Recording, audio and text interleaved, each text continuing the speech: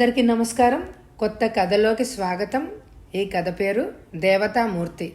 రచన సుజన శ్రీ గారు. 1976లో ఈ కథ ప్రచురించబడింది. చదువుతున్నది దేవి. ఈ కథ నచ్చితే తప్పకుండా లైక్ చేయండి ఫ్రెండ్స్. ఇంకా కథలోకి వెళ్దామా? మైత్ర కళ్ళు చికిలించుకొని ముందుకు చూశాడు. చుట్టూ ఎటు చూసినా అంతం కనిపించని ఇసుక ఎడారి కనిపిస్తూ ఉన్నది. ఇప్పటికే తన అనుచరులు ముగ్గురు దాహానికి ఎండ వేడికి అల్లాడిపోతున్నారు. ఏం చేయాలో తోచడం లేదు మైత్రాకు. రాజస్థాన్లోని జైపూర్లో హోలీ పండగ రోజున పెద్ద వేడుక జరుగుతుంది. అప్పుడు మహావీరుని విగ్రహానికి అపూర్వమైన 9 వజ్రాలను అలంకరిస్తారు. అవి మాజీ మహారాజుకి చెందినవి. అతడు చనిపోతూ వాటిని మహాదేవుని ఆలయానికి అర్పించాడు. బాస్ మాటల ప్రకారం ఆ వజ్రాలకు అమెరికాలో ₹1 కోటి విలువ లభిస్తోంది. అందుకే బాస్ ఎన్నో పథకాలు వేసి శ్రమ కోర్చి తమను పంపాడు. మైత్రాతో పాటుగా మరో 3 అనుచరుల్ని కిషన్, నరేన్, అరుణ్ కుమార్లను తోడిచ్చి పంపాడు బాస్. వారంతా ఆరితేరిన ఘటాలు. తాము వచ్చిన పని సులభంగానే నెరవేరింది. ఆ 9 వజ్రాలు తమ పరమైనవి. తన కోటు లోపల జేబులో లెదర్ తిత్తులో 9 వజ్రాలు భద్రపరచబడి ఉన్నాయి. దాహం దాహం అని అరిచాడు నరేన్. తిరుగు ప్రయాణంలో నలుగురు 4 తిత్తులతో నీళ్లు తెచ్చుకున్నారు. తమ ప్రయాణం 4 గంటల సేపు పట్టవలసిందే. కానీ మధ్యలో ఇసుక తుఫాన్ ఎదురైంది. దాన్ని దూరం నుంచే పసిగట్టి మరో దిక్కుగా ఒంటల్ని పరిగెత్తిచ్చాడు. ఇసుక తుఫాను బారి నుంచి తప్పించుకోగలిగారే కానీ మార్గం తప్పిపోయారు. ఎంత దూరం ప్రయాణించినా దరి దోవ కనిపించడమే లేదు. తమ వెంట తెచ్చుకున్న నీళ్లు అయిపోయినాయి. అందరికీ నాలికలు పిడచగట్టుకుపోతున్నాయి. ఈ ఎడారిలోనే తాము సమాధి అయ్యేలాగా ఉన్నారు. మైత్ర, నరేన్ పడిపోయాడు. వెనకగా వస్తున్న కుమార్ కేకవేశాడు. మైత్ర వెనక్కి తిరిగి చూశాడు. నరేన్ ఒంట మీద నుంచి కిందకు పడిపోయాడు. దాహంతో పిడచగట్టుకుపోయిన అతడి నోరు తెరుచుకునే ఉంది. కళ్ళు తెరుచుకొని ఉండగానే అతడి ప్రాణాలు అనంత వాయువుల్లో కలిసిపోయాయి. ఆకలికి దప్పికకు అతడు బలైపోయాడు. అతడిని ఆ ఎడారిలో పూడ్చేసి తిరిగి బయలుదేరారు ఒంటెల మీద. అదిగో మిలిటరీ విమానాశ్రయం, అరిచాడు మైత్ర. మిగతా 2 అటుకేసి చూశారు. దూరంగా ఖర్జూరపు చెట్ల గుంపులో ఒయాసిస్ కనపడింది. దాని పక్కనే మిలిటరీ ఏరోడ్రమ్ ఉంది. 4-5 చిన్న సైజు విమానాలు ఆగి ఉన్నాయి. ఒంటెల మీద నుంచి దిగారు 3. ఆయుధాలు, అమ్యూనిషన్ ఉన్న తోలి సంచీలని భుజాన వేసుకున్నారు. మైత్ర సరికొత్త రకమైన తెల్లని పాలిథిన్ సూటుని వేసుకున్నాడు. చూడ్డానికి అది రెయిన్ కోట్ లాగా ఉంది. కానీ అది బుల్లెట్ ప్రూఫ్ పాలిథిన్తో తయారు చేయబడి ఉంది. మెషిన్ గన్ బుల్లెట్స్ సైతం దాన్ని ఛేదించలేవు. బాస్ అమెరికా వెళ్ళినప్పుడు ఆ సూట్ని రహస్యంగా కొని తెచ్చాడు. బైనాక్యులర్స్తో విమానాశ్రయాన్ని క్షుణ్ణంగా పరిశీలించి చూశారు. రన్వేని శుభ్రంగా చేస్తున్న వారితో కూడా కలిపి 10 మంది కన్నా ఎక్కువ లేరు. కిషన్, నీవు దారి తప్పిన ప్రయాణికుల్లాగా ఒంటరిగా వెళ్ళు. అందరినీ ఆకట్టుకొని మాట్లాడుతూ ఉండు. వెనక నుంచి మేము వాళ్ళని అటాక్ చేస్తాం. అదే సమయానికి నీవు నీ పిస్తోలు తీసి టపటపా వాళ్ళని కాల్చేయి. మైత్ర ఆజ్ఞ జారీ చేశాడు. కిషన్ సరేనని తలూపాడు. నెమ్మదిగా అడుగులేసుకుంటూ విమానాశ్రయానికి నడిచాడు. మరోవైపుగా ప్రయాణించి స్థావరం వెనకకు చేరుకున్నారు మైత్ర, అరుణ్ కుమార్లు. కిషన్ సైనికుల దృష్టిలో పడగానే సైనికులు కొందరు తుపాకీలు గురి చూపుతూ అతన్ని చుట్టుముట్టారు. కిషన్ దాహం అన్నట్టుగా సైగ చేశాడు. ఓ సైనికుడు నీళ్లు తెచ్చి అందించాడు. కిషన్ ఆత్రంగా తాగేశాడు. ఇంకా కావాలన్నట్టే అడిగాడు. సరిగా అదే టైంలో మెషిన్ గన్ పేలింది. సిపాయి ప్రమాదాన్ని పసిగట్టే లోపలే ఒక పక్క నుంచి అరుణ్, మరొక పక్క నుంచి మైత్ర, 2 చేతుల్లోని మెషిన్ గన్స్ పేలుళ్లకు సిపాయిలు క్షణాల్లో పిట్టల్లాగా రాలిపోయారు. మైత్ర, అరుణ్, కిషన్ల ఆనందానికి అంతులేదు. ఉన్నట్టుండి కిషన్ అమ్మ అంటూ చేతిని గుండెల దగ్గర ఉంచుకున్నాడు. చూస్తుండగానే కింద పడిపోయాడు. అతడి చేయి రక్తంతో తడిసిపోయింది. చాటున పొంచి ఉండి ఎవరో సిపాయి కాల్చాడు. ఆ దెబ్బకు కిషన్ సింగ్ మరణించాడు. అరుణ్ ఎడమ చెయ్యి జోబులోకి వెళ్ళింది. మరుక్షణంలో హ్యాండ్ గ్రానైట్ని తీసి కాల్పులు జరిపిన సిపాయి దాక్కున్న చోట విసిరాడు. హా అంటూ సిపాయి ఆ పేలుడులో ఎగిరి యువతలు పడిపోయాడు. అతని శరీరం ముక్కలు ముక్కలు అయిపోయింది. మైత్రా మరొకసారి అంతటా కలియజూశాడు. ఇంకా ఎవ్వరూ మిగిలినట్టు లేరు అని అనుకున్నాడు. అరుణ్, ఎందుకైనా మంచిది నీవోసారి అంతటా చూసిరా, ఈ లోపల నేను ప్లేన్ని చెక్ చేసి రెడీ చేస్తాను అన్నాడు మైత్రా. అలానే బాస్ అంటూ చేతిలోని మెషిన్ గన్ని పొజిషన్లో ఉంచుకొని ముందుకు నడిచాడు అరుణ్. అతి జాగ్రత్తగా అన్ని వైపులా పొంచి పొంచి చూస్తూ. ఈ లోపల మైత్ర విమానాల్ని చూశాడు. 4 గంటల్లో 1 మాత్రమే ప్రయాణానికి సిద్ధం చేయబడి ఉంది. పెట్రోల్ చెక్ చేసుకుని పైలట్ సీట్లోకి ఎక్కి కూర్చున్నాడు. తలకు హెల్మెట్ తొడుక్కున్నాడు. అతడి పెదవుల మీద చిరునవ్వు వెలిసింది. ₹1,00,00,000 విలువగల వజ్రాలు తన జేబులో అతి పదిలంగా ఉన్నాయి. వాటిని బాస్కి అప్పజెప్తే శబాష్ అని వీపు చరుస్తాడు. ₹1,00,000 తన మొహాన కొడతాడేమో. అలాంటి సన్మానాలకు పొగడతలకు పొంగిపోయే రోజులు వెనకబడిపోయినాయి. తన వలన బాస్ అంచెలంచెలుగా ఒక్కో మెట్టు ఎక్కి ఎంత ఉన్నత స్థాయికి చేరుకున్నాడో తనకు బాస్కి ఆ దేవుడికి మాత్రమే తెలుసు. ఎల్లకాలము తను బాస్ మోచేతి కింద నీళ్లు తాగవలసిందేనా? అవకాశము అదృష్టము కలిసొస్తే తనే బాస్ ఎందుకు కాకూడదు? ఈ ఆలోచన అతడి మెదడుని ఎన్నాళ్ల నుంచో తొలుస్తూనే ఉంది. తన వెంట వచ్చిన 3 ఒకడిని ఎడారి బలి తీసుకుంది, మరొకడిని ఇక్కడి ఘర్షణ బలి తీసుకుంది. ఇక మరొక్కడు మిగిలాడు. అరుణ్ అన్ని వైపులా వెతికి వెనక్కు తిరిగి వస్తున్నాడు. విమానంలోంచి మైత్ర మెషిన్ గన్ని గురిపెట్టి కాల్చాడు అరుణ్ని.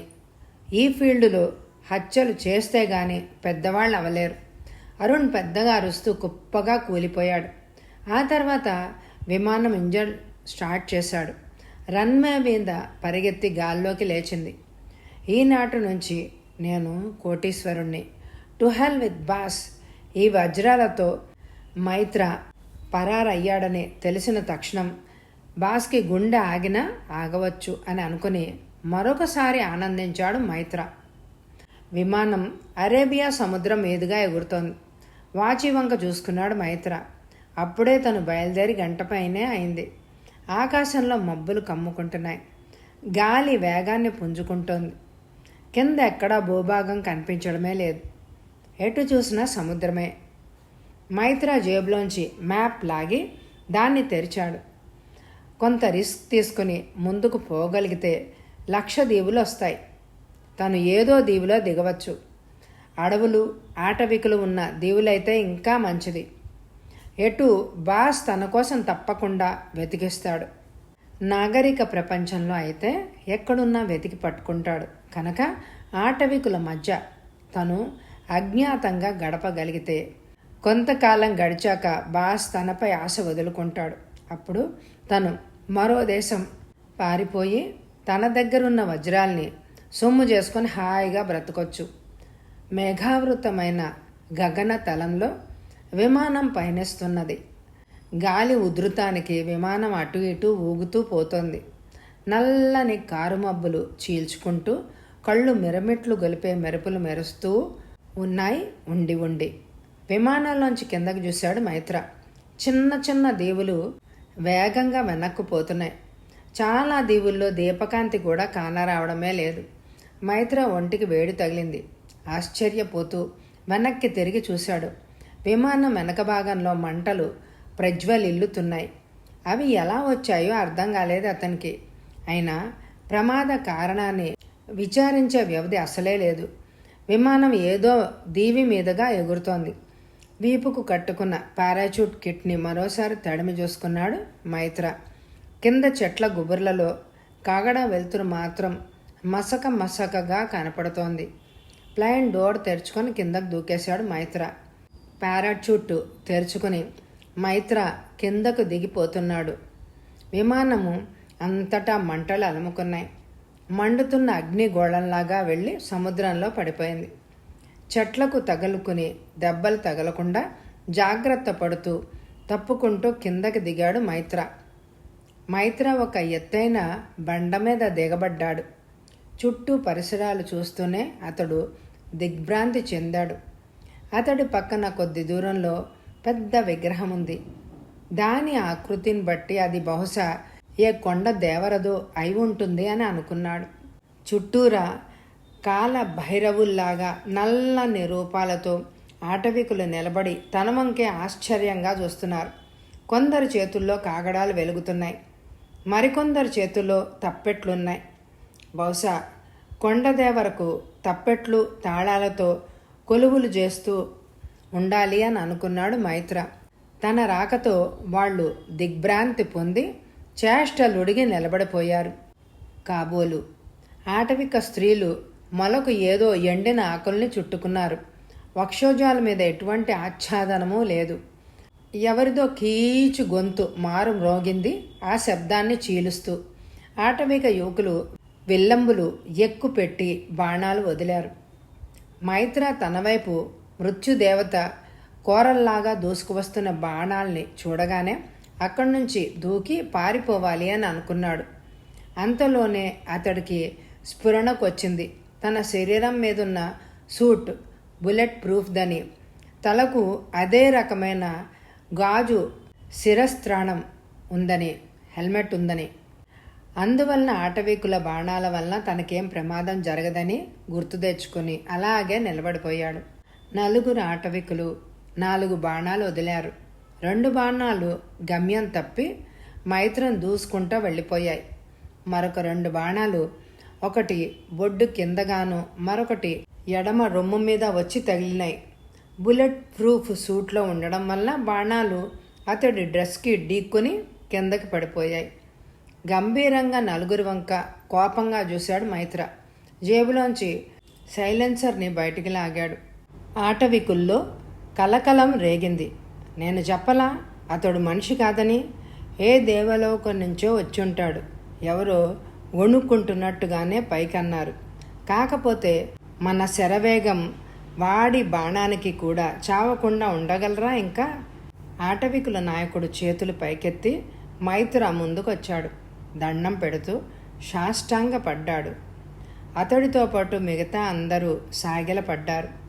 మహాప్రభో, ఏ లోకం నుంచి వస్తున్నారో తెలియని మా మూఢులు మీపై బాణాలు వేసి అపచారం చేశారు. వాళ్ళని క్షమించమని వేడుకుంటున్నాను అన్నాడు నాయకుడు. మీ బాణాల ప్రభావం చూపించారు కదా, నా వజ్రాయుధం తడాకా చూద్దురుగాని మీలో ఎవరి ప్రాణాల్ని తీయమంటారో మీరే తేల్చి చెప్పండి. మైత్ర కోపంగా అరిచాడు. అతడి కోపానికి గజగజలాడిపోయారు ఆటవికులు. ఆ గుంపులోంచి ఆడవాళ్ళు యువతులు ముందుకు వచ్చారు. ఓ దేవతామూర్తి, మా వాళ్లను కాపాడండి అని ఏకకంఠంతో అరిచాడు. మైత్ర కొన్ని క్షణాల్లో పరిస్థితి అర్థం చేసుకున్నాడు. ఆ అమాయకులు తనను దేవతామూర్తిగా భావిస్తున్నారు. కానీ ఈ మాత్రానికే తను లొంగిపోయినట్టు కనపడితే తను వాళ్ళకి లోకువైపోతాడు. అలా వీల్లేదు. నా వజ్రాయుధం బయటకు వచ్చింది అంటే రక్తం చవి చూడవలసిందే. పోని మనిషి కాకపోతే ఏదైనా జంతువో మృగమో అంటూ అంతటా కలయి చూశాడు మైత్ర. ఒక పక్కగా మేక కనిపించింది. అడ్డం తొలగండి, ఆ మేకను హతం చేస్తాను అంటూ సైలెన్సర్ని అటుగా గురిపెట్టాడు. ఆటవికులంతా ఒక్క పక్కకి తప్పుకున్నారు. మైత్ర మేకను షూట్ చేశాడు. గెలగెలా తన్నుకుంటూ రక్తపు మడుగులో పడిపోయింది మేక. ఆటవికులంతా మరోసారి అతడి ముందు మోకరిల్లారు. అయ్యా, తమరే లోకం నుంచి వస్తున్నారు? స్వర్గం నుంచా, కైలాసం నుంచా? నాయకుడు మళ్ళీ అడిగాడు. గంధర్వ లోకం నుంచి. ఇంద్రసభలో నృత్యం చేసే ఒక గంధర్వ కన్యతో నేను సుఖిస్తూ కాలం గడుపుతున్నాను. నా పొందులో ఆమె సర్వస్వాన్ని మర్చిపోయింది. ఇంద్రుడి సభలో నృత్యం చేయవలసిన సమయాన్ని కూడా విస్మరించింది. ఈ విషయం గమనించి ఇంద్రుడు నాకు శాపమిచ్చాడు. మానవ లోకంలో కొంతకాలం గడిపి రమ్మని. అందుకే నేను నేరుగా గంధర్వలోకం నుంచి ఇక్కడికి దిగాను. అయ్యా, మీరు ఇక్కడికి రావడం మా పుణ్యం. మా ఆతిథ్యాన్ని స్వీకరించండి అన్నాడు వాళ్ళ నాయకుడు. ఆ గూడెంలో 2 అంతస్తుల మట్టి మిద్ద, అదొక్కటే బహుశా అది నాయకుడిదై ఉండాలి అని అనుకున్నాడు మైత్ర. దానిని క్షణాల్లో శుభ్రపరిచి అతడికి ఏర్పాటు చేశారు. ఆటవికుల నాయకుడు కొద్దిగా ముందుకొచ్చాడు. మీ చర్మం ఎంతో నున్నగా స్ఫటికంలాగా అందంగా ఉంది. ఓసారి దాన్ని తాకి చూడాలని ఆత్రంగా ఉంది అన్నాడు. మైత్ర పెద్ద పెట్టును నవ్వాడు. అలాగే, తాకి చూడు నాయకుడా. నాయకుడు అతన్ని సమీపించాడు.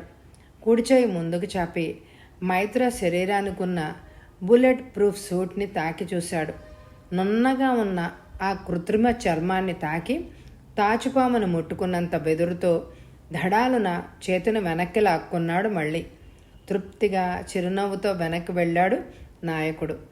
టీవీగా అడుగులేసుకుంటూ ముందుకు నడిచాడు మైత్ర. మీరంతా ఇక వెళ్ళిపోండి. ఎవరైనా నన్ను కలుసుకోవాలంటే గుమ్మం మీద 2 సార్లు తట్టండి. నేను రమ్మనే వరకు ఎవ్వరూ లోపలికి రాకూడదు. నాయకుడు తలూపాడు. నా కోసం ప్రత్యేకంగా ఇందాక నేను కాల్చి చంపిన మేకను వండి తీసుకురండి. పోతే నాకు పరిచర్యలు చేయడానికి ప్రాయంలో ఉన్న యువతి కావాలి. స్వర్గంలో అప్సరసలతో గడపడానికి అలవాటు పడ్డ వాళ్ళం.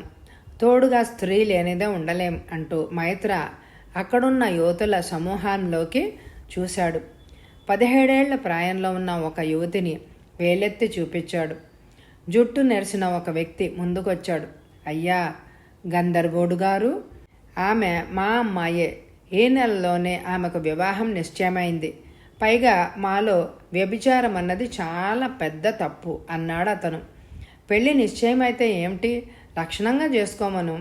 ఆమెను నేను అనుభవించినంత మాత్రాన వివాహం ఎందుకు ఆగిపోవాలి? అది వ్యభిచరించడం కిందకు వస్తుందనే భయం అక్కర్లేదు. ఎందుకంటే నేను మానవ మాతృణ్ణి కాదు గనక. మీ మానవుల ఆచారాలు మా దేవతలకు వర్తించవు, తెలిసిందా? మైత్ర గద్దించి పలికేసరికి ఆ వ్యక్తి కిక్కురు మనలేదు. ఇదిగో అమ్మాయి, నీవు నా మందిరానికి వెళ్ళి అన్నీ సిద్ధం చేయి. వెంటనే వెళ్ళు. నా ఆజ్ఞ ధిక్కరిస్తే ఆ మేక గతే పడుతుంది ఎవరికైనా అన్నాడు మైత్ర హుందాగా.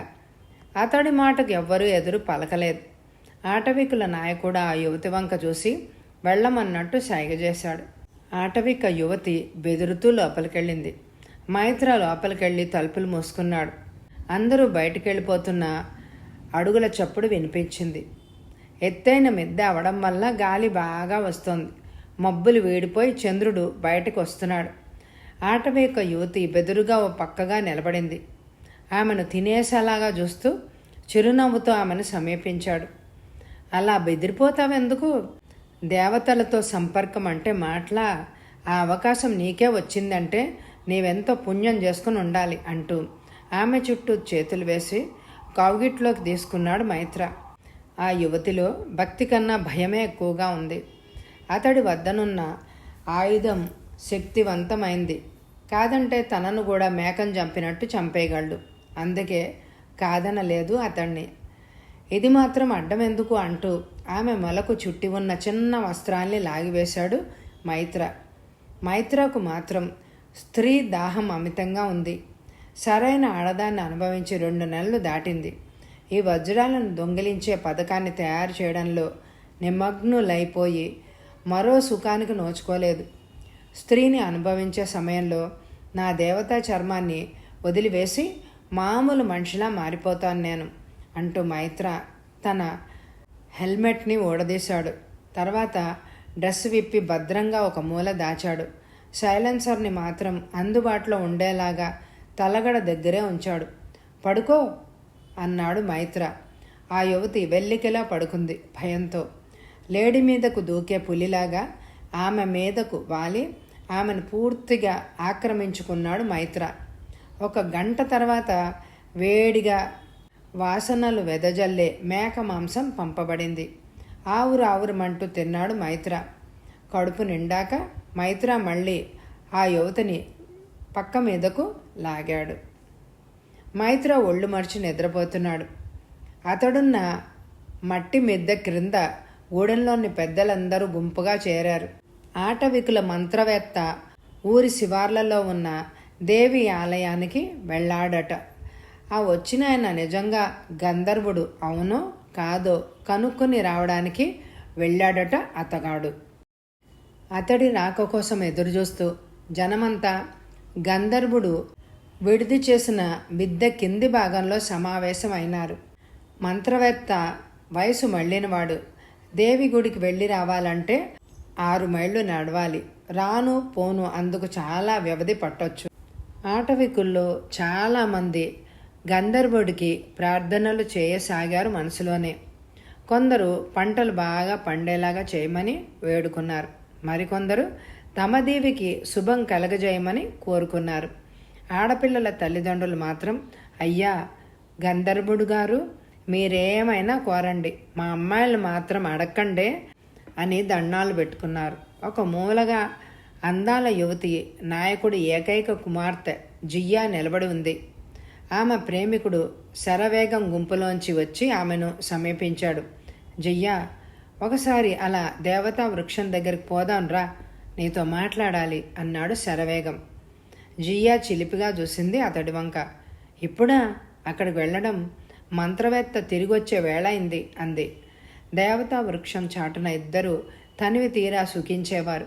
మళ్ళీ అందుకే పిలుస్తున్నాడు కాబోలు అని అనుకుంది జియ్యా. వాళ్ళిద్దరికీ ఏనాడో మనువు నిశ్చయమైపోయింది కూడా.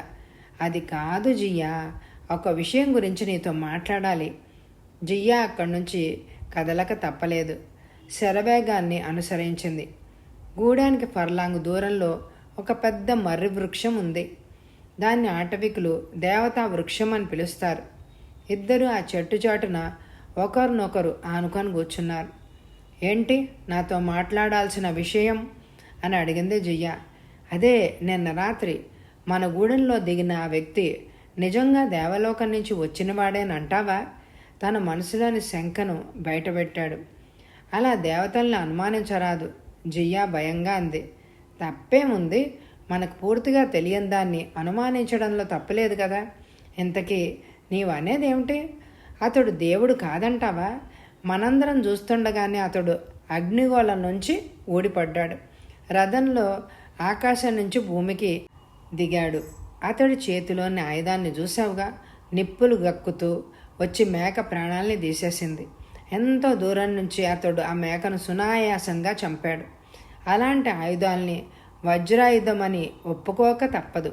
పైగా మన ఆయుధాలు అతడిని ఏమీ చేయలేదాయ. కానీ నాకెందుకో అతడు గంధర్వుడని ఒప్పుకోబుద్ధి కావడం లేదు. అందుకని ఏమైనా ఆధారాలున్నాయా? లేవు, కానీ నా మనసుని నేను నమ్ముతాను. చూడు సరా, మన దీవిలో నీకు శత్రువులు జాస్తిగా ఉన్నారు. ఇప్పుడు కొత్తగా వచ్చిన ఆ గంధర్వుడితో కూడా విరోధం తెచ్చుకున్నావంటే నిన్ను నేను శాశ్వతంగా కోల్పోవలసిన ప్రమాదం వస్తుంది. నేను చనిపోతానన్న భయం ఎప్పుడూ లేదు, కానీ నాకేదో కొత్త భయం పట్టుకుంది. ఏమిటది? ఆ గంధర్వుడు మన సంతతిలోని యువతులందరినీ అనుభవించనిదే ఊరుకునేటట్టే లేడు. నా అందాల జియ్య అతడి చేతుల్లో పడటాన్ని నేను ఊహించలేకపోతున్నాను. అతడి కళ్ళు నీ మీద పడకముందే మనిద్దరం ఈ దీవి వదిలి ఎటన్నా పారిపోదామా జియా? శరవేగం ఆవేశంగా పలికాడు. అమ్మో, అలా పారిపోతే ఇంకేమన్నా ఉందా? ఆటవిక నాయకుడు కూతురు మరో యువకుడితో పరారైందన్న అపఖ్యాతి వస్తుంది. పైగా అలా పారిపోతే మన ఇద్దరిపై వ్యభిచార నేరం మోపబడుతుంది. ఈ చుట్టుపట్ల దీవుల్లో ఎక్కడ దాక్కున్నా వెతికి పట్టుకుని శిక్షిస్తారు మన పెద్దలు. జియా ఇంకా ఏదో చెప్పబోయింది. అంతలోనే ఆటవికుల్లో రణగొణ ధ్వని రేగింది. ఇద్దరూ అటుగా తొంగి చూశారు. మంత్రవేత్త దేవి ఆలయం నుంచి తిరిగి వస్తున్నాడు. జియ్యా ఎగిరి దూకింది యువతలకు. అదిగో మంత్రాల తాత వచ్చాడు, రా పోదాం అంటూ లేడిలాగా పరిగెత్తింది. శరవేగానికి కూడా ఆమెను అనుసరించక తప్పలేదు. ఇద్దరూ గుంపు దగ్గరకు చేరారు. జనంలోంచి 2 కళ్ళు మాత్రం అప్పుడే అక్కడికి చేరిన వారిద్దరి వంక తీక్షణంగా చూస్తున్నాయి. అతడు నాయకుడి బావమరిది పేరు చక్రేణుడు. చక్రేణుడు కురచగా ఉంటాడు. నల్లగా బలిష్టంగా ఉండి ఒక కాలు అవిటి అవడం వల్ల కొంచెం కుంటుతూ నడుస్తాడు. వాడికి తల్లి తండ్రి లేరు. నాయకుడు పోషణలోనే పెరుగుతున్నాడు. కానీ వాడు కుదురుగా ఒకచోట 10 కాలాల పాటు ఉండే రకమే కాదు. ఇతర దీవుల్లోకి తరచూ పారిపోయేవాడు. అలా ఒకసారి చక్రేణుడు వేరే దీవికి పారిపోయినప్పుడు శరవేగంతో జియా మనువు నిశ్చయమైపోయింది. ఎప్పటికైనా జియా తనదవుతుంది అని, తనే ఆ దేవికి నాయకుడు అవుతాడని కలలు గన్నాడు చక్రేణుడు. అంతదాకా అతడి ఆశలు అడియాసలైపోయాయి. అందము అవయవాల పొందిక ఉన్న జియా పరుల పాల అయిపోయింది. అటు నాయకత్వము దక్కలేదు. అందుకే వాడు కొన్నాళ్ళ నుంచి ఎక్కడికి కదలకుండా దీవిని అంటుపెట్టుకొని ఉన్నాడు. ఏదైనా అవకాశం వస్తే శరవేగంతో నిశ్చయమైన మనువుని చెడగొట్టాలి అని చూస్తున్నాడు. ఆ శరవేగాన్ని మట్టు పెట్టడానికైనా వెనకాడేవాడు కాదు చక్రేణుడు. కానీ శరవేగం అంటే దీవిలో చాలామందికి అభిమానం ఉంది. శరవేగంగాడు నీతిపరుడు, గుణవంతుడు. అతడే ఆ దీవికి నాయకుడుగా తగినవాడని దీవిలోని ప్రజల అభిప్రాయం. అందుకే చక్రేణుడి పన్నాగాలేవి పారలేదు. మంత్రాల తాత ఉరఫ్ మంత్రవేత్త దీవి చివర్లో చిన్న కొండగుట్ట మీదున్న దేవి ఆలయానికి వెళ్ళాడు. దేవి విగ్రహం దగ్గర పుష్పాలుంచి 5 నిమిషాల పాటు ప్రార్థించాడు. ఈ లోపల పుష్పం కిందకు రాలిపోతే దేవి సమాధానం వ్యతిరేకమన్న మాట. పుష్పం అలాగే నిలిచిపోతే దేవి అనుజ్ఞ ఇచ్చినట్టే లెక్క. శాస్త్రవేత్త అలవాటు ప్రకారం పుష్పాన్ని దేవి పాదాల ముందు ఉంచాడు. మోకరిల్లి నమస్కరించాడు. కొద్ది క్షణాల పాటు అలాగే ఉండిపోయాడు. అతడి రాక కోసం ఎదురుచూసే ప్రజలు మెదిలారు. ఆతృత ఎక్కువైంది. కళ్ళు తెరిచి చూశాడు మంత్రవేత్త. పుష్పం అలాగే దేవి పాదాల వద్దనే ఉంది. అదే దేవి సమ్మతి కింద తీసుకుని హడావిడిగా లేచాడు.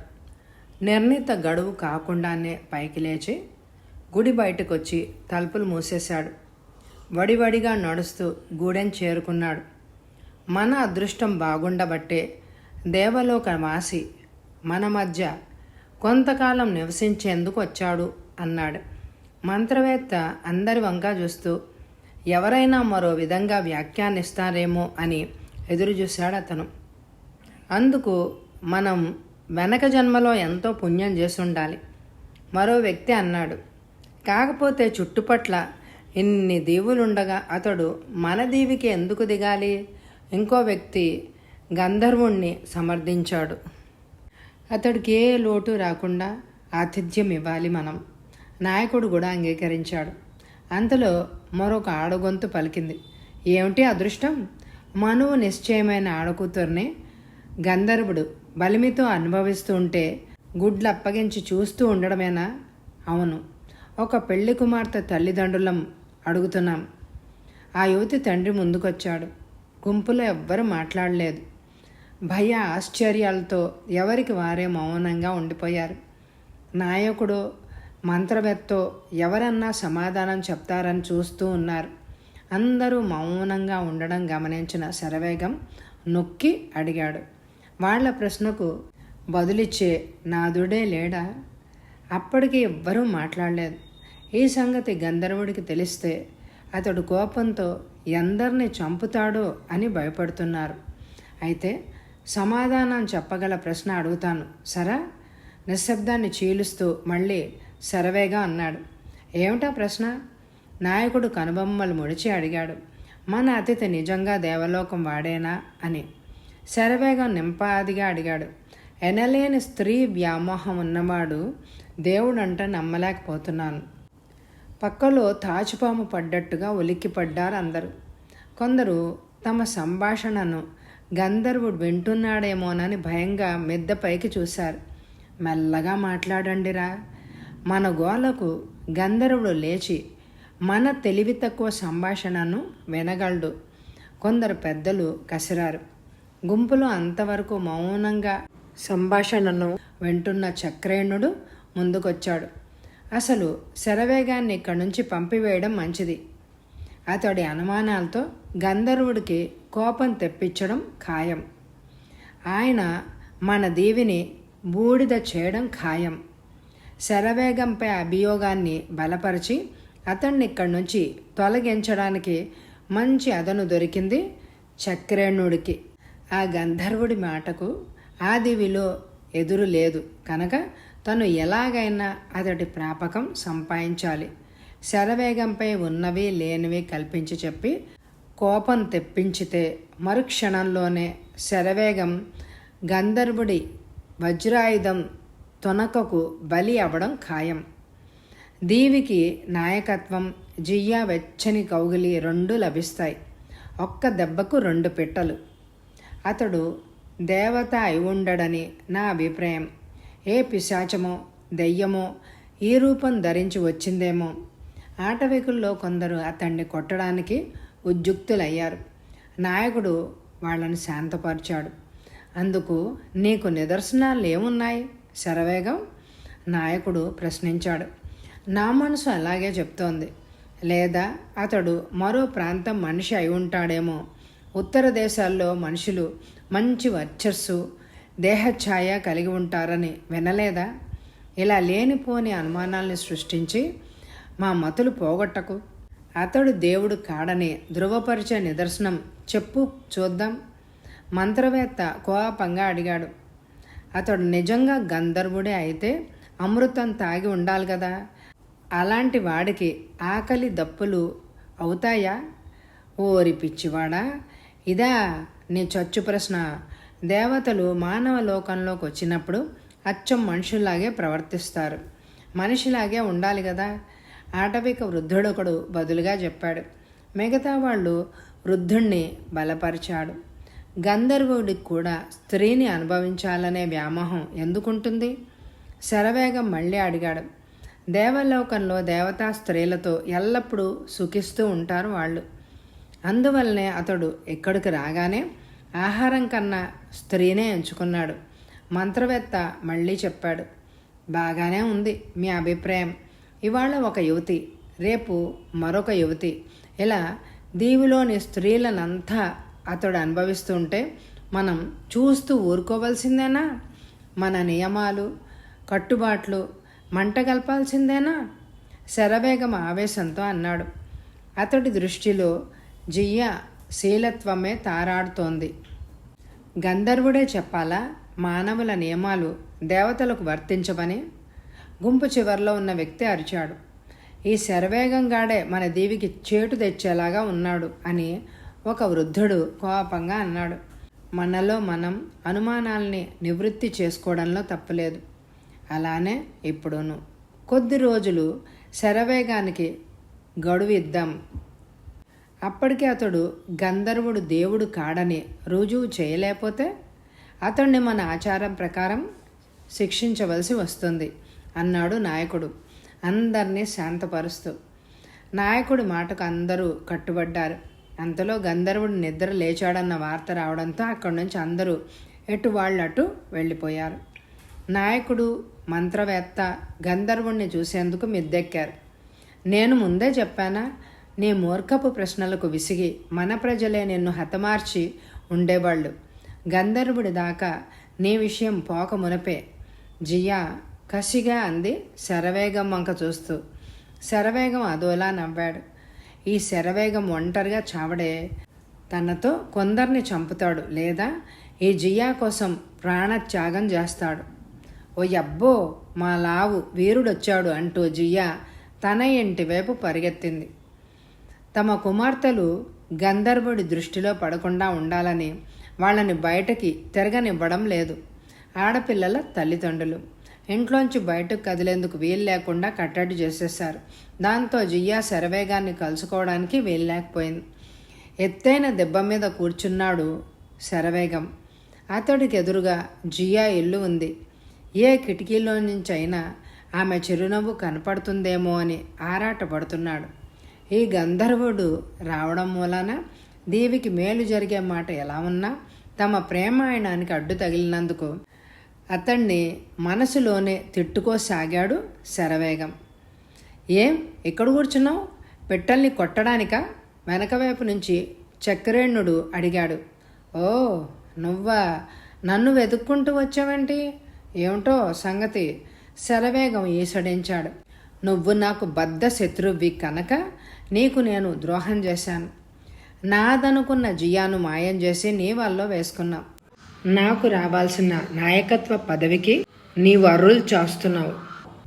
జియ్యాలంటే అందగత్తె నీలాంటి వికారిని అవిటివాణ్ణి ఎలా చేసుకుంటుందనుకున్నావు? అందచందాల్లో రూప సౌందర్యాల్లో నేను ఆమెకు తగినవాణ్ణి శరవేగం దూకుడుగా చెప్పాడు. అయితే ఆమె కోసం మనలో ఒకరు మరొకరిని చంపుకోవలసి వస్తుందన్నమాట. చక్రేణుడు ఎన్నాళ్ళు తన మనసులో అణిచి ఉన్న నగ్న సత్యాన్ని వెలిగక్కేశాడు. నేను నిన్ను చంపను, అయితే నేనే చంపుతాను నిన్ను. శరవేగం అదోలా నవ్వాడు. శౌర్యంలోనూ పరాక్రమంలోనూ నీవు నాకు సాటివాడవు కావు. సమ ఉజ్జి అయిన వాళ్లతోనే ఈ శరవేగం యుద్ధం చేస్తాడు. నీ కండ కావరం అంతవరకు వచ్చిందన్నమాట. అయితే కాచుకో, ఇప్పుడే నిన్ను చంపుతాను అంటూ బొడ్లోంచి కత్తి తీసి శరవేగం మీదకొచ్చాడు చక్రేణుడు. శరవేగం కదల్లేదు, మెదల్లేదు. చూద్దాం అదేను అన్నాడు కూర్చున్న చోటు నుంచి నింపాదిగా. అతడి స్థైర్యాన్ని చూసి చక్రేణుడే ఆశ్చర్యపోయాడు. ఎదురు తిరిగి పోరాడిన ఆశ్చర్యం లేదు అనుకున్న చక్రేణుడు శరవేగం మౌనంగా ఉండటాన్ని చూసి మళ్ళీ వెనక్కు తగ్గాడు. ఎందుకింత శ్రమ పడుతున్నావు? జియా, దీవి నాయకత్వం, ఈ రెండిట్లో మనం చెరొకటి పంచుకుందాం. జియ్యా నాది, నాయకత్వం నీది, సరేనా? శరవేగం మళ్ళీ అడిగాడు. నీ కపట నాటకాలు నా దగ్గర కాదు శరవేగం. జియ్యాన్ని చేజిక్కించుకున్నాక నాయకత్వాన్ని కబళిస్తావు. నీవి పాము నాలికలు. అయితే ఏం చేయమంటావు నన్ను? జియ్యా మనసుని నీవైపు మళ్ళించుకో. ఆమె మనస్ఫూర్తిగా నిన్ను అంగీకరించిన రోజున ఆమె నీదవుతుంది. మీ ఇద్దరి మార్గానికి నేను అడ్డురాను. శరవేగం ఉపాయం చెప్పాడు. నీవు బ్రతికుండగా జియా నన్ను అంగీకరించదు. అందుకే నిన్ను నా మార్గం నుంచి శాశ్వతంగా తొలగిస్తాను. ఈ భూమి మీద 4 కాలాల పాటు బ్రతకాలనుంటే ఈ దీవి నుంచి పారిపో. చక్రేణుడు హెచ్చరికగా అన్నాడు. ఆ తర్వాత వడివడిగా అక్కడి నుంచి కదిలిపోయాడు. గంధర్వుడు నిద్ర లేచాడని తెలియగానే మంత్రవేత్త, ఆటవికుల నాయకుడు అతన్ని కలుసుకునేందుకు వెళ్ళారు. మంచం మీద పరుపుపై కాలు మీద కాలేసుకొని కూర్చున్నాడు మైత్ర. అతడికి నమస్కరించి పక్కగా నిలబడ్డారు ఇద్దరు. ఆటవిక యువతి మైత్ర కాళ్ల దగ్గర కూర్చుని పాదాలు ఒత్తుతోంది. ఆమె ముఖం దించుకునే ఉంది అవమాన భారంతో. నీతిగా బ్రతికే తనను గంధర్వుడు యథేచ్ఛగా అనుభవించాడు. ఇక అతడికి విసుగు కలగగానే తనను వెళ్ళగొట్టేస్తాడు. ఈ దీవిలో ఏ యువకుడు తనను వివాహమాడేందుకు అంగీకరించడు. తను జీవించి మాత్రం ఉపయోగం ఏముంది? నాకు ఈరోజు ఆహారంగా 2 కోళ్లను వండించండి. తర్వాత ఈ చలిమిడి ముద్దలాంటి యువతి నాకొద్దు. చలాకీగా ఉండే మరో యువతిని పంపించండి. ఇక మీరు వెళ్ళొచ్చు అన్నాడు మైత్ర దర్పంగా. ఇద్దరూ తలలూపి బయటకొచ్చారు. ఊరంతా గాలించి మరో యువతిని గంధర్వుణ్ణి సంతోషపెట్టడానికి పంపారు. మొదటి యువతి పులి బోనిలోంచి బయటకొచ్చిన దానిలాగా ఇంటికేసి పరిగెత్తింది. తల్లి ఒడిలో తలదాచుకుని బోరున ఏడ్చింది. శరవేగం ఆమెను పిలిచాడు. అక్కడే ఉన్న యువతి తల్లిదండ్రుల వంక చూస్తూ, నేను ఈమెతో ఒక రహస్యం మాట్లాడాలి, మీరు కాసేపు బయటికెళ్ళండి అన్నాడు. యువతి తల్లిదండ్రులు బయటికెళ్ళిపోయారు. నీతో అతడు ఎలా ప్రవర్తించాడు? దేవుడు ప్రత్యేకత ఏమైనా కనిపించిందా? లేక మామూలు మనిషిలానే ప్రవర్తించాడా? ఆ యువతి ఒక్క క్షణం సందేహించింది. భయంగా అతన్ని చూసింది. నీకేం భయం లేదు. అతడు దేవుడు కాదని నిరూపించేందుకు ఏవైనా ఆధారాలు దొరుకుతాయేమో అని వెతుకుతున్నాను. నీకు తెలిసిన సత్యాన్ని దాచకుండా చెప్పు. లేకపోతే ఆ మోసగాడు నిన్ను చేసినట్టే ఈ దీవిలోని మిగతా యువతుల్ని కూడా బలవంతంగా అనుభవించగలడు. దాన్ని నివారించాలి అనే నా తాపత్రయం.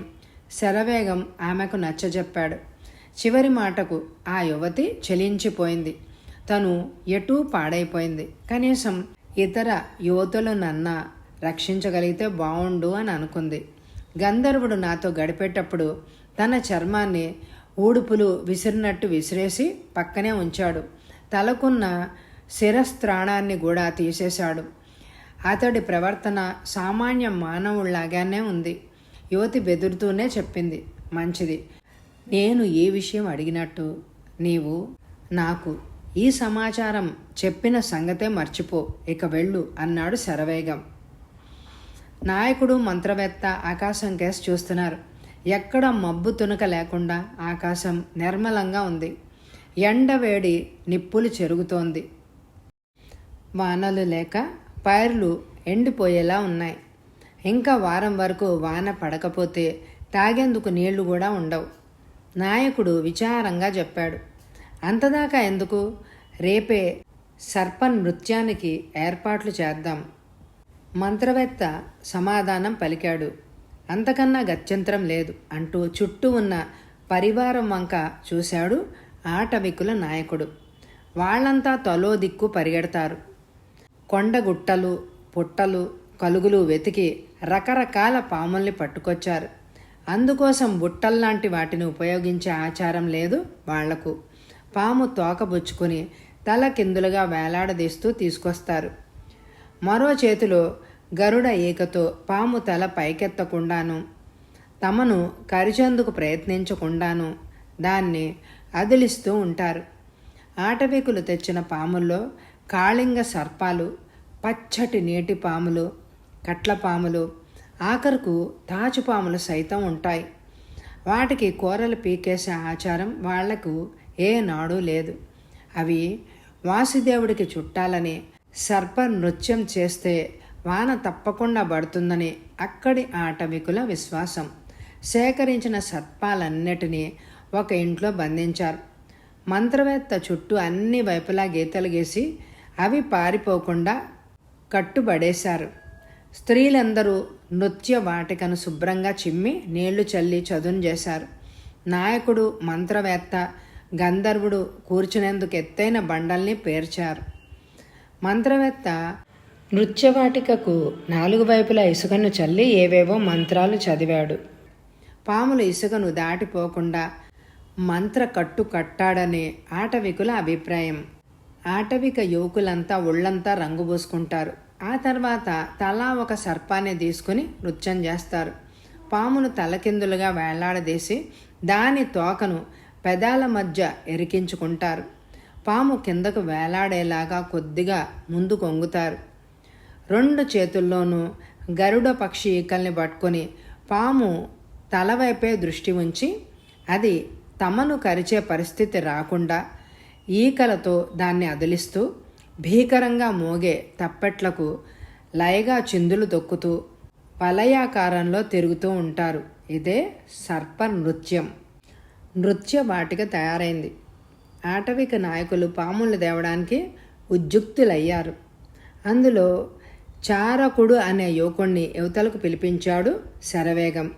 ఈరోజు నేను గంధర్వుడి పక్కనే కూర్చుంటాను అన్నాడు శరవేగం. అతడు గంధర్వుడు కాదు అన్నావే, ఆ విషయం నీ ద్వారానే ఇవాళ అటో ఇటో తేలిపోవాలి. శరవేగం రహస్యం చెప్పేవాళ్లాగా పలికాడు. అదెలాగా? చారకుడు ఆశ్చర్యాన్ని ప్రకటించాడు. వలయాకాలంలో తిరిగేటప్పుడు నీవు గంధర్వుడి సమీపంలోకి రాగానే నీ నోట్లోంచి పాముని కిందకు జార విడువు. అతడి పాదాల మీద పడేలాగా. అతడు దాన్ని చూసి బెదిరిపోతే అతడు కపట వేషం వేశాడన్నది రుజువు అయిపోగలదు. అమ్మయ్యో, అతడికి కోపం వచ్చి వజ్రాయుధంతో నన్ను చంపేస్తేనో? నేను అతడి పక్కనే ఉంటా కదా, పొరపాటున పాము చారిందని సర్ది చెప్తాను. సరే, నీవు చెప్పినట్టే చేస్తాను. నాకేం మాట రాకుండా చూసే బాధ్యత నీది. చారకుడు తల ఎగరేస్తూ వెళ్ళిపోయాడు. ఒక పక్క నాయకుడు, మరోపక్క మంత్రవేత్త వెంట రాగా గంధర్వుడు తన బుల్లెట్ ప్రూఫ్ డ్రెస్లోనే వచ్చాడు.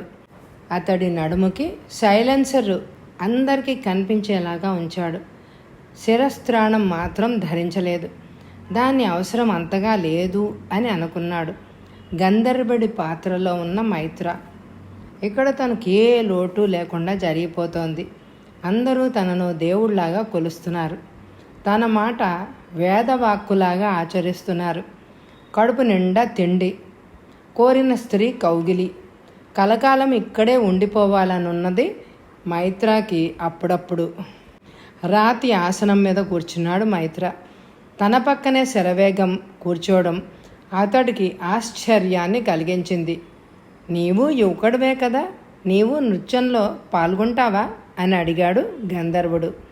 మీకు తెలిసే ఉంటుంది, ఈ దీవిలో ప్రజలు కొలిచే దేవుళ్ళంటే నాకు నమ్మకం లేదు. అందుకే దేవతా ప్రార్థనల్లో కొలువుల్లో నన్ను పాల్గొనివ్వరు. శరవేగం సంశయంగా చెప్పాడు. అంతేకాకుండా దేవుడిలో నమ్మకం లేని వాళ్ళనే పాములు గరుస్తాయట. వాన కోసం ఈ నృత్యం జరుగుతోంది. అందులో నేను పాల్గొంటే దేవతలకు అనుగ్రహం కలగదు. అందువల్ల వర్షం రాకుండా ఆగిపోతుంది. దీవిలో కాటకం ఏర్పడుతుంది. గంధర్వుడు ఒక్క క్షణం అతడి కళ్ళలోకి తీక్షణంగా చూశాడు. శరవేగం చూపుల్లో తుష్కార భావం గోచరిస్తోంది. చూపులతోనే అతన్ని అంచనా వేశాడు గంధర్వుడు. ఇంచుమించు శరవేగం కూడా తనంత ఎత్తు లావు ఉన్నాడు. కాకపోతే మోటుగా ఉన్నాడు. అనేక మంది ఆటవికులు తప్పెట్లతో వచ్చి నిలిచారు. ఇద్దరు వ్యక్తులు పిల్లన గ్రోవి నోటి దగ్గర పెట్టుకున్నారు. అవి పిడుగు రాలిన చెట్టు నుంచి తయారు చేయబడినవి అని చెప్పాడు మంత్రవేత్త. చెవులు చిల్లులు పడేలా మ్రోగుతున్నాయి తప్పెట్లు. సర్ప నృత్యంలో పాల్గొనేవారు ఒంటి నిండా పాము ఆకృతులను చిత్రీకరించుకున్నారు. కాళ్లకు గజ్జలు కట్టుకున్నారు. ఆ గజ్జలు మ్రోగుతుంటే చిట్టపట వాన చినుకుల ధ్వని వినిపిస్తోంది. మంత్రవేత్త ఒక్కొక్కరి దగ్గరకు వచ్చి అతడి నోరు తెరిచి పెదవుల మధ్య పాము తోకను ఉంచాడు. వాళ్ళు నోటిని పెదవులతో నొక్కి పట్టారు. అలా అందరికీ తలా ఒక పామును పంపాడు. సర్ప నృత్యం మొదలైంది. నృత్యం చేస్తున్న వాళ్ళు అడుగులు వేస్తూనే తమ చేతిలోని గరుడ పక్షి ఈకలతో పాము తలల దగ్గర విసురుతున్నారు. తప్పెట్ల ధ్వనికే పాములన్నీ భయంతో బిక్క చచ్చిపోతున్నాయి. గరుడ పక్షి ఈకలు చూసేసరికి వాటికి అసలే దిక్కు తోచదు. ఆ రకంగా పాములు తమను కాటు వేయడానికి వీలు లేకుండా వాటిని అదుపులో ఉంచుతారు ఆటవికులు. డప్పుల మ్రోత, శరీరం గొగురు పొడిచేలాగా భయం కలిగించే సర్పాలు, విచిత్ర ఆకారాల్లో ఆటవికులు, వాళ్ళ పాదాల చప్పుడికి నేల అదరడం, ఇవన్నీ చూస్తుంటే చూపరులంతా మంత్రం వేసినట్టుగా స్థాణువుల్లాగా నిలబడిపోయారు. అలా 3 దఫాలు నృత్యం సాగింది. 4వ దఫాలో ఒక ఆటవికుడు తన ప్రియురాలి వైపు చూస్తూ ఒక్క క్షణం పాముని ఏమారాడు. అది వెంటనే అతన్ని కాటు వేసింది. అతడి నోటి పట్టు సడలింది. పాము నేలకు జారి జరజర పాకుతూ పోతోంది. పాము కాటు వల్ల గంట్లు పడిన చోట నుంచి బొట్లు బొట్లుగా రక్తం స్రవించింది. అయినా ఎవరూ హాహాకారాలు చేయలేదు. గందరగోళం పడలేదు. నృత్యం అంతకన్నా ఆగలేదు. మంత్రవేత్త వచ్చి పాముని పట్టుకున్నాడు. మళ్ళీ గాయపడిన ఆటవికుడు నోరు తెరిచాడు. అతడి పెదవుల మధ్య పామునుంచాడు మంత్రవేత్త. నెత్తురు కారుతున్నా ఏమీ జరగనట్టే అతడు నృత్యంలో లీనమైపోయాడు.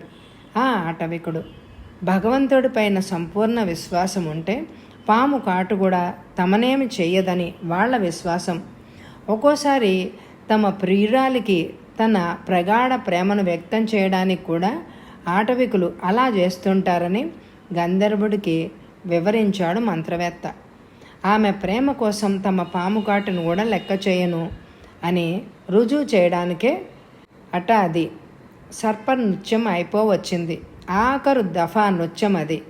శరవేగం కళ్ళతోటే చారకుడికి సైగ చేశాడు. పాదాలతో నేలను తట్టుతూ లయగా అడుగులేస్తున్నాడు అతను. గంధర్వుడి ముందుకు రాగానే అందరూ అతడి వైపు తిరిగి అభివాదం చేస్తున్నట్టుగా పాముని అలాగే ఉంచుకొని మరు కొద్దిగా ముందు కొంగుతున్నారు. తర్వాత మళ్ళీ నృత్యలయలో పడుతున్నారు. చారకుడు అభివందనం చేస్తున్నట్టుగా గంధర్వుడి ముందు కొద్దిగా వంగాడు. అలా వంగడంలో అతడి నోట్లోంచి పాము జారి కింద పడింది. అది సరిగ్గా అతడి పాదాల ముందర పడింది. ఆ సంఘటనకు గంధర్వుడికి ఇరుపక్కలా కూర్చున్న నాయకుడు గాని మంత్రవేత్త గాని తొణకలేదు. గంధర్వుడు మాత్రం ఉలిక్కిపడి కాళ్ళు వెనక్కి లాక్కున్నాడు. జేబులోంచి రివాల్వర్ని తీసి పాముని కాల్చివేద్దాము అని అనుకున్నాడు. అంతలో అతడి గుర్తొచ్చింది, తన శరీరానికి ఉన్న ప్రత్యేకమైన డ్రెస్ వలన పాము కరిచినా తనకేమీ కాదని. దాంతో కూర్చున్న చోటు నుంచి కదలకుండా అలాగే ఉండిపోయాడు. మంత్రవేత్త లేచాడు. గరుడ పక్షి ఈకను చూపుతూ పామును అదిలించాడు. దాని తోకను దొరకబుచ్చుకొని మళ్ళీ చారునికి నోట్లో ఉంచాడు. గంధర్వుడు కోపగించి ఏదైనా శిక్ష వేస్తాడేమో అని భయపడుతున్న చారకుడు బ్రతుకు జీవుడా అంటూ నృత్యంలో లీనమై ముందుకు జరిగిపోయాడు. సరిగ్గా అదే సమయానికి మైత్ర దృష్టి స్త్రీల వరుసలో చాటుగా కూర్చున్న జియా మీద పడింది. ఆమె అందం అతడిలో రాక్షస ప్రవృత్తిని రేపింది. తను దీవిలో దిగిన రోజునే ఆమె మీద కన్నేశాడు. కానీ ఆమె నాయకుడు కుమార్తె అని తెలిసాక కొంచెం నిదానించాడు. ముందే ఆమెను వాంఛిస్తే కదా అడ్డం తిరగొచ్చు. అందుకని మిగతా యువతులను కొందరి వంతు అవంగానే ఆమె కోసం కబురు చేయాలి. అప్పటికి ఆటవికులంతా తన పద్ధతికి అలవాటు పడి ఉంటారు. ఎలాంటి గొడవ చేయకుండా నాయకుడు కుమార్తెను శోభనం పెళ్లి కుమార్తెలా ముస్తాబు చేసి తన దగ్గరికి పంపుతారు. మిగతా ఆటవికుల గుంపులోకి చూశాడు మైత్ర. అందరి దృష్టి సర్ప నృత్యం మీదే ఉంది. శరవేగం చూపులు మాత్రం మాటిమాటికి జియా మీదే నిలుస్తూ ఉండటాన్ని మైత్ర గమనించాడు. శరవేగం వంక అసూయగాను జియా వంక ఆశగాను చూస్తున్న చక్రేణుడు కూడా గంధర్వుడి దృష్టిలో పడ్డాడు. సర్ప నృత్యం అయిపోయింది. స్త్రీలు ముంతల్లో పాలు తెచ్చి మట్టి ప్రమిదల్లో పోసి నేల మీద ఉంచారు. పాముల్ని వదిలేయగానే అవన్నీ అలసిపోయి ఉన్న కారణాన ఆవురావురా అంటూ పాల మూకుళ్ళ దగ్గరకు పోటీపడి పరుగులు తీశాయి. పాలు గటగటా తాగాయి. ఈ వింత చర్యలన్నిటినీ మందహాసంతో విచిత్రంగా చూస్తున్నాడు మైత్ర. ఎక్కడా కని విని ఎరగని ఈ సర్ప నృత్యం అతడికి విభ్రాంతిని కలిగిస్తోంది. ఆటవిక యువకులు పాముల్ని తిరిగి తీసుకెళ్ళి పుట్టల దగ్గర గుట్టల్లోనూ వదిలేసి వచ్చారు. అందరూ గంధర్వుడి చుట్టూ చేరారు. ఓ దేవదేవ, మా కొలువులకు వాసుదేవుడు సంతోషించాడా? మా మీద అతడికి దయ కలిగిందా? త్వరలో వర్షం కురిపిస్తాడా? మంత్రవేత్త అర్థిస్తున్నట్టుగా అడిగాడు. మీరు దేవలోక వాసులు కదా, మీ దేవతల ఆలోచనలన్నీ మీకు ఎక్కడున్నా కానీ తెలుస్తాయి కదా. నాయకుడు గంధర్వుడి ప్రతిభను గుర్తు చేశాడు. అవునవును, ఎందుకు తెలియవు అంటూ తలూపాడు గంధర్వుడు. అతడు మొహం మీద చిరునవ్వు వెరిసింది. మీ పూజకు దేవతలు ప్రీతి చెందారు. వర్షం కొద్ది రోజుల్లోనే పడి తీరుతుంది అన్నాడు యోగీశ్వరుడిలాగా. ఆ తర్వాత మళ్ళీ ఆకాశమంక చూశాడు గంధర్వుడు. ఆకాశంలో నల్ల మబ్బు కాదు కదా, తెల్ల మబ్బు తునక కూడా లేదు. మరి వర్షం ఎప్పటికి రాను? తన మాట పొల్లుపోతే తన గతి ఏమవుతుందో. గంధర్వుడు తిరిగి తన మందిరానికి చేరుకున్నాడు. సుష్టుగా తిని తనను సుఖపెట్టడానికి ప్రత్యేకించబడిన యువతిని కౌగిల్లోకి తీసుకున్నాడు. ఆ రోజు వేడుకల్లో ఆటవికులందరూ బాగా అలసిపోయారు. అందుకని రాత్రి అయ్యేసరికి అందరూ గాఢ నిద్రలో మునిగిపోయారు. రోజు కన్నా దీవి సద్దుమణిగింది. మంత్రాల చెట్టుచాటున శరవేగం జియా తప్పించి మంత్రవేత్తకు మాత్రం నిద్ర పట్టలేదు. తన మంత్రదండం చేతబట్టుకొని రచ్చబండ మీదే కూర్చున్నాడు, ఆకాశంలోని నక్షత్రాన్ని లెక్కిస్తున్న వాడిలాగా. అర్ధరాత్రి కావస్తుండగా ఝుంఝుం మారుతంగా గాలి వేయసాగింది. ముత్యాల ముగ్గులు తీర్చినట్టుగా నక్షత్రాలతో మెరుస్తున్న ఆకాశాన్ని కారు మబ్బులు ఆక్రమించినాయి. పెద్ద పెట్టున ఉరుములతో కళ్ళు మెరమిట్లు గొలిపే మెరుపులతో వర్షం ప్రారంభమైంది. వర్షంలో తడుస్తూ ఏవేవో మంత్రాలు వల్లిస్తూ అలానే కూర్చుండిపోయాడు మంత్రవేత్త. ఆ రాత్రి మొదలైన వాన వరుసగా 2 రోజులు కుంభవృష్టి కురిసింది. దీవిలో ఆనకట్ట పైభాగం మీద నుంచి నీళ్లు పొంగి పొరలసాగాయి. చెరువులు బావులు నిండిపోయాయి. గట్టునే ఉండి చేయి జాపితేనే అందుతున్నాయి నీళ్లు. ఆటవికుల ఆనందానికి అంతులేదు. గత 5 ఏళ్లలోనూ ఎరగనంత వాన పడింది. ఇంత పెద్ద పెట్టున వాన పడడం గంధర్వుడి దయవల్నే అని ఆటవికులు నమ్మారు. ఫలాలు, తేనె మొదలైన కానుకలతో అతడి దర్శనానికి గుంపులు గుంపులుగా వచ్చారు. మరికొందరు తమ కుమార్తెలని సైతం వెంటబెట్టుకొని వచ్చారు గంధర్వుణ్ణి తృప్తి పరిచేందుకు. గంధర్వుడిపై ఆటవికుల్లో మరింత విశ్వాసం పెరగడంతో శరవేగం పని మరీ ఎరకాటాన పడిపోయింది. గంధర్వుణ్ణి ఏ మాత్రం నిరసించినా తనను ఆటవికులు నిలువున చర్మం ఒలిచేంత ఉద్రిక్తులుగా ఉన్నారు. ఈ దీవిలోని ఆటవికులంతా సముద్రంలోకి దూకి చావనీగాక తనకేం విచారం ఉండదు. కానీ గంధర్వుడి చేతిలో జియ్య మలినమవటాన్ని మాత్రం తను జీవించి ఉండగా సహించలేడు అనుకున్నాడు శరవేగం వేడి నిట్టూర్పులు విడుస్తూ. అందుకే నిర్ణీత సమయాల్లో తప్ప ఇల్లు వదిలి రావద్దని జియాను అర్థించాడు శరవేగం. అలాగైనా ఆమె గంధర్వుడి దృష్టిలో పడకుండా ఉంటుందని అతడి అభిప్రాయం. కానీ జియ్య గంధర్వుడి మనసులో ఏనాటి నుంచో కల్లోలం రేపుతోందని అతడికి తెలియదు. చక్రేణుడు చెట్టు కింద కూర్చున్నాడు ఏకాకిగా. అంబుతో నేల మీద పిచ్చిగీతలు గీస్తున్నాడు. గంధర్వుడి ప్రాపకం సంపాదించి అటు నాయకత్వాన్ని ఇటు జియ్యాని దక్కించుకోవాలి అని అనుకున్నాడు. కానీ రోజులు దొర్లిపోతున్నాయే కానీ గంధర్వుడి దృష్టిలో పడలేదు తను. ఎప్పుడు ఆయన వెంట నాయకుడు, మంత్రవేత్త అంటి పెట్టుకునే ఉంటారు. ఇక తను ఏకాంతంగా ఆయన్ని కలుసుకునే అవకాశం ఎక్కడుంది? ఆటవిక యువకుడు పరిగెత్తుకుంటూ వచ్చాడు. నిన్ను గంధర్వుడు రమ్మంటున్నాడు అని చెప్పాడు రొప్పుకుంటూ. చక్రేణుడు ఆశ్చర్యపోయాడు. వెదకపోయిన తీగ కాలికి చుట్టుకున్నట్టయింది. ఉన్నత శిఖరాన్ని ఎక్కినట్టుగా సంబరపడ్డాడు. అయినా తన సంబరాన్ని వెలిపించకుండా విచారంగా చూశాడు. ఎందుకు? నేనేం తప్పు చేయలేదే అమాయకంగా అడిగాడు. అదేమో నాకు తెలియదు. ఉన్న పళాన నిన్ను పిలుచుకురమ్మని ఉత్తర్వు. అతన్ని అనుసరించాడు చక్రేణుడు. ఆటవిక యువతి ఒక మూలన కూర్చుని ఉంది. చక్రేణుడు లోపలికి అడుగుపెట్టేసరికి తెల్లని స్ఫటికం లాంటి ఉల్లిపొర చర్మంతో గంధర్వుడు ఇంకా అందంగా కనిపించాడు అతని కళ్ళకు. పరుపు మీద కాలు మీద కాలేసుకుని తన కోసం ఎదురు చూస్తున్నాడు గంధర్వుడు. చక్రేణుడు సాష్టాంగపడి నమస్కారం చేశాడు. తర్వాత వినయంగా చేతులు కట్టుకుని పక్కగా నిలబడ్డాడు. దేవతల అభిప్రాయం ప్రకారం నీవే ఈ దీవికి నాయకుడు అవుతావు. కానీ నీకు ఈ దీవి విషయాలే పట్టనట్టుగా తిరుగుతావేంటి? గంధర్వుడి మాటకు చక్రేణుడు ఉబ్బి తబ్బిబ్బైపోయాడు. ఏం చెప్పను స్వామి, నా మనసుని ఒక యువతి ఆకట్టుకుంది. ఆ యువతిని మరొక ద్రోహి వశం చేసుకున్నాడు. ఆమె దక్కలేదన్న విచారంతో నాయక పదవిపై వ్యామోహం కూడా తగ్గిపోయింది. ఇవన్నీ మీకు తెలుసుననుకుంటాను. కానీ నా బాధను వివరించుకున్నాను. ఆ తర్వాత తమ అనుగ్రహం. ఎవరా యువతి? ఆమెను ఆకట్టుకుని నీకు ద్రోహం చేసిన వాడెవడు? గంధర్వుడు కోపంగా చూశాడు. మా నాయకుడు కుమార్తె జియా స్వామి. ఆమెను తన వైపు మరల్చుకున్నాడు స్వామి. ఆ శరవేగంగాడు, ఇదిగో చిన్న నాయక, నేను నీకు హామీ ఇస్తున్నాను, జియ్యా నీది. ఇందుకెవరైనా అడ్డొస్తే వాణ్ణి నా వజ్రాయుధానికి బలి పెడతాను, సరే? తమని యావత్ జీవితం నా ఇలవేల్పుగా కొలుచుకుంటాను అంటూ చక్రేణుడు మోకాళ్ళ మీద కూర్చుని గంధర్వుడి పాదాలను కళ్ళకద్దుకున్నాడు. అయితే ముందుగా నీవొక పని చేయాల్సి ఉంటుంది. ఈ యువతిని పంపేయి. నీవే స్వయంగా వెళ్ళి జియాను నా మందిరానికి తీసుకురా.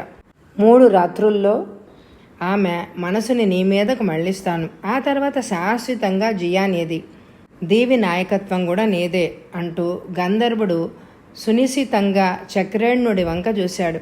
జియాను తనకప్పగించేందుకు అతడేమైనా అభ్యంతరం చెప్తాడేమో అని. కానీ చక్రేణుడు ఇది తనకు దొరికిన సదవకాశం కింద భావించాడు. తమ ఆజ్ఞను ఇప్పుడే నెరవేరుస్తాను అంటూ అక్కడున్న ఆటవిక యువతిని వెంటబెట్టుకుని బయటకు నడిచాడు. చక్రేణుడు నేరుగా నాయకుడి వద్దకు వెళ్ళాడు. గంధర్వుడి ఆజ్ఞను వినిపించాడు. ఆ మాటలకు ఎవ్వరూ ఆశ్చర్యపడలేదు. గంధర్వుడి మాటను కాదనగల ధైర్యం ఎవ్వరికీ లేదు. నాయకుడు కుమార్తె జియా సైతం మారు మాట్లాడలేదు. గంధర్వుడి ఆచారానికి ఆటవికులంతా అలవాటు పడిపోయారు. పైగా గంధర్వుడి అనుగ్రహం కోసం ఎదురుచూస్తున్నారు. చాలామంది కన్నెలు. శరవేగం తన మిత్రుడితో దీవిలోని అడవుల్లోకి వెళ్ళాడు. వెదురు బొంగును ఒకదాన్ని విరగదీసి దానికి ఏదో పసరు పూశాడు. దాంతో వెదురు బద్ద మంచి టెన్షన్లోకి వచ్చింది. అడవి పిల్లి నారితో వెదురు బద్దను బలంగా వంచి విల్లును తయారు చేశాడు. ఆ విల్లు అతడి కన్నా ఎత్తుగా ఉంది. ఆ తర్వాత అడవి అంతా శోధించి బాణాలకు సరిపోయే సన్నటి గుండ్రటి కర్రల్ని సేకరించాడు. ఎండు పుల్లలతో నిప్పు రాజేశాడు. ఆ మంటలో ఇనుప ముక్కల్ని కాల్చి సాగదీసి మంచి వాడిగా ఉండేలా తయారు చేశాడు. ఆ మొలుకుల్ని బాణాలకి గుర్చాడు. మిత్రులిద్దరూ ఆరు బయలులోకి వచ్చారు. మిత్రుడు తన చేతిలోని ఈటను తన బలమంతా ఉపయోగించి గాల్లోకి విసిరాడు. వాళ్ల ఎదుట జువ్వి చెట్టు ఒకటి ఉంది. ఈట చెట్టు మీదుగా ఎగిరి చాలా దూరాన పడింది. శరవేగం తను తయారు చేసిన వెంటిని సారించి బాణం వదిలాడు. అది కూడా చెట్టును దాటుకొని వెళ్ళిపోయింది. ఆ బాణాన్ని వెతుక్కుంటూ వెళ్ళారు మిత్రులిద్దరూ. ముందుగా ఈట వాళ్లకు దొరికింది. ఈట ప్రయాణించిన దూరానికి రెట్టింపు దూరంలో బాణం దొరికింది. శరవేగం తృప్తిగా చిరునవ్వు నవ్వాడు. మిత్రుడు అడవిలోకి వేలుపెట్టి చూపించాడు. దూరంగా లేళ్ల మంద పోతోంది. లేడికి మనిషి వాసన తగిలితే చాలు శరవేగంతో అందకుండా పారిపోతుంది. శరవేగం మళ్ళీ తన బాణానికి పని చెప్పాడు. రివ్వున దూసుకుపోతున్న బాణ ధ్వనికి లేళ్ల మంద పరుగుదీసింది. ఒక లేడి నేల కూలింది. శరవేగం అతడి మిత్రుడు ఇద్దరూ పరుగు తీశారు. లేడి శరీరం మీద బాణం లేదు. అతడు వెడిచిన బాణం లేడి కడుపులోంచి దూసుకుపోయి అవతలెక్కడో పడింది. శరవేగం బాణం అంచుకున్న లేడి రక్తాన్ని చూసి గర్వపడ్డాడు. ఓ బాణమా, నీవు గురి తప్పకుండా పోవాలి. ఈసారి గురి తప్పిందో నా ప్రాణాలే పోతాయి అని బాణాన్ని ముద్దు పెట్టుకున్నాడు శరవేగం. అతడు మిత్రుడు శరవేగం చర్యలకు అర్థం బోధపడక వింతగా చూస్తున్నాడు. మరో బలమైన వెదురు కర్రకు లేడిని వేలాడగట్టుకుని కర్రను చెరొక వైపు భుజాన మోస్తూ తమ గూడెం వైపుగా నడిచారు ఇద్దరు. లేడిని చూస్తూనే అటవికులు నోరు చప్పరించసాగారు. శరవేగం ఇంట్లో ఇవాళ మంచి విందన్నమాట అని అనుకోసాగారు. కొందరు మాత్రం శరవేగం చేతిలో ఉన్న కొత్త విల్లుని అసూయగా చూశారు. ఈ లేడిని గంధర్వుడి గారికి వండి పెడితేనో మంత్రవేత్త సూచించాడు. అందరూ అతడినే బలపరిచాడు. శరవేగం దృష్టి గంధర్వుడి మందిరం వైపు మరలింది. జియ్య వెంటరాగా చక్రేణుడు మందిరం వైపు వెళ్తున్నాడు. క్షణంలో పరిస్థితి అవగాహన అయింది శరవేగానికి. జియ్యా, ఆగు, ఎక్కడికి అంటూ ముందుకు పరిగెత్తాడు శరవేగం. చక్రేణుడు జియ్యా ఆగిపోయారు స్థాణువులాగా. ఆటవికులంతా ఏం జరుగుతుందో అన్న ఆదుర్దాతో మందిరం చుట్టూ చేరారు. టీవీగా మెట్లు దిగుతున్నాడు మైత్ర, జేబుల్లో చేతులు పెట్టుకొని.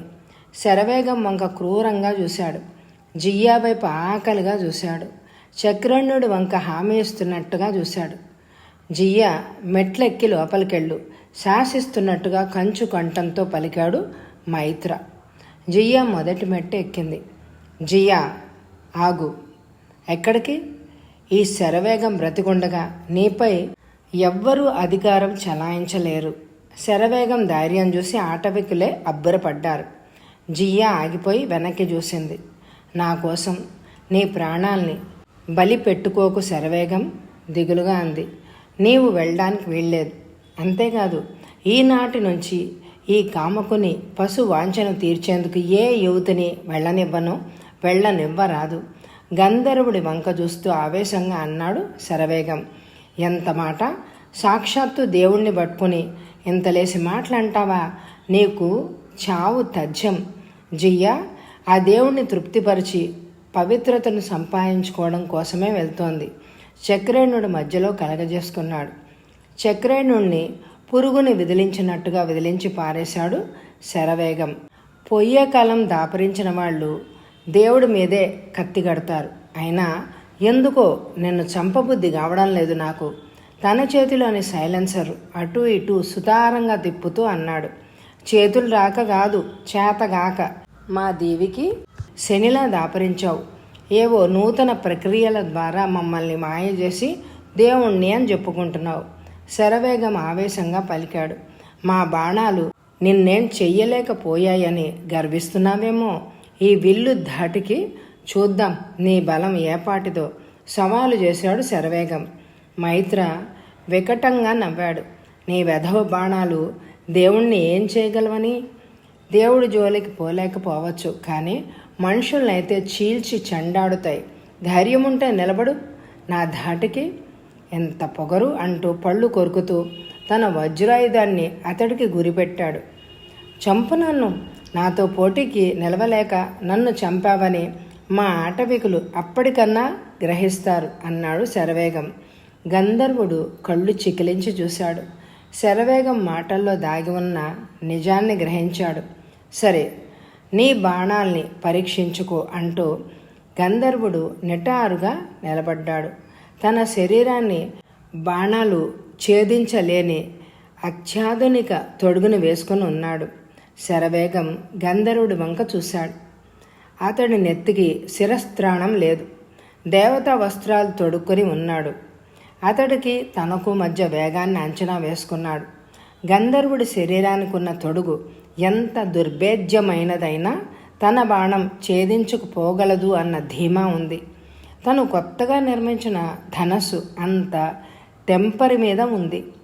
లేడి శరీరంలో తూట్లు పొడిచి అవతల వైపుకు దూసుకుపోయిన బాణాన్ని స్మరణకు తెచ్చుకున్నాడు శరవేగం. చుట్టూ రెండు వైపులా చేరిన జనం వంక చూశాడు శరవేగం. నాయకుడు, మంత్రవేత్త, జియా అందరూ ఉన్నారు. మరోపక్క చక్రేణుడు చేతిలో బల్లెం బుచ్చుకొని క్రూరంగా చూస్తూ నిలబడ్డాడు. గంధర్వుడు చులకనైన భావంతో చిరునవ్వు నవ్వుతున్నాడు. శరవేగం నారిని సవరించాడు. అంబుల పొదిలోంచి బాణాన్ని లాగి ధనస్సులో సంధించాడు. త్వరగా కాని అంటూ గంధర్వుడు తొందర చేశాడు. విల్లును పైకెత్తి నారిని చెవుల దాకా లాగాడు శరవేగం. ఊపిరి బిగబట్టాడు. గుండెల్లో వేల కొద్దీ బాకాలు మ్రోగుతున్నాయి. బాణం రివ్వున గాల్లోకి దూసుకుపోయింది. వేగంతో వెళ్ళి గంధర్వుడి కడుపులో తగిలింది. అందరూ ఆతృతగా చూస్తున్నారు. బాణం గంధర్వుడికి తగిలి అతడి పాదాల చెంతనే కింద పడిపోయింది. జనం అందరూ గొల్లుమన్నారు. గంధర్వుడు నెగ్గినందుకు కొందరు అరిస్తే మరికొందరు శరవేగం దురదృష్టానికి గేలి చేశారు. అయితే శరవేగం ఇవేవి ఆలోచించే స్థితిలో లేడు. అతడికి మృత్యువుకు మధ్య చాలా కొద్ది క్షణాలే ఎడముంది. ఈ కొద్ది క్షణాలే తనకు అపురూపమైనవి. విజయ గర్వంతో గంధర్వుడు అట్టహాసం చేస్తున్నాడు. అతడి చూపులు జియా మీద కేంద్రీకరింపబడి ఉన్నాయి. చూపులతోనే ఆమెను తినేసేవాళ్లాగా చూస్తున్నాడు. రెప్పపాటుతో కన్ను మూసి తెరిచేంతలో మెరుపులాగా పనిచేశాడు శరవేగం. అతడు తన అంబుల పొదిలోంచి మరొక బాణాన్ని తీయడం గాని దాన్ని సంధించి వదలడం గాని ఎవ్వరూ గమనించలేదు. శరవేగం విడిచిన రెండో బాణం అతడు నిర్ణయించుకున్న లక్ష్యానికి తగిలింది సూటిగా. అనుకోని ఈ హఠాత్ సంఘటనకు గంధర్వుడు గావు కేకబెట్టాడు. ఇనప ములుకు గల బాణం అతడి కంఠాన్ని ఛేదించుకుపోయింది. అతడి తల సగం తెగి మొండం నుంచి వేలాడుతోంది, రక్తం స్రవిస్తూ. ఎంతో బీభత్సంగా కనపడే ఆటవికులకు సైతం ఆ దృశ్యం చూస్తుంటే గుండెలు అవిసిపోయాయి. కిందపడి రక్తపు మడుగులో గెలగెలా కొట్టుకున్నాడు. కొద్ది రోజులు గంధర్వుడుగా వెలిగిపోయిన మైత్ర. ఆటవికుల నాయకుడు తన కత్తితో గంధర్వుడి కంఠాన్ని పూర్తిగా తగ నరికేసరికి దాని మొండెం నుంచి పూర్తిగా వేరు చేశారు.